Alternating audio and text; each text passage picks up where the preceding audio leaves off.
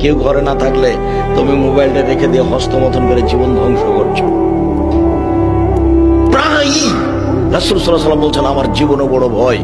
রাসূল সাল্লাল্লাহু আলাইহি ওয়াসাল্লাম বলেন আমার জীবনে বড় ভয় আমার উম্মতের উপরে গোপন পাপে, আমার উম্মত গোপন পাপে লিপ্ত হবে, এটাই আমার ভয়। আমার উম্মত গোপন পাপে লিপ্ত হবে, এটাই আমার ভয়। আমার উম্মত গোপন পাপে লিপ্ত হবে, এটাই আমার ভয়। এটাই মোবাইল, এটাই হস্তমথন, এটাই ছেলে আছে চাঁদপুরে, মেয়ে আছে লন্ডনে, জেনা হচ্ছে।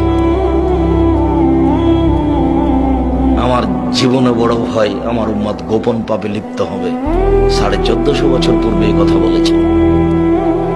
পৃথিবীর মানুষ, তোমরা আমাকে ডাকো অতীব গোপনে অতীব বিনয়, অতীব গোপনে অতীব বিনয়।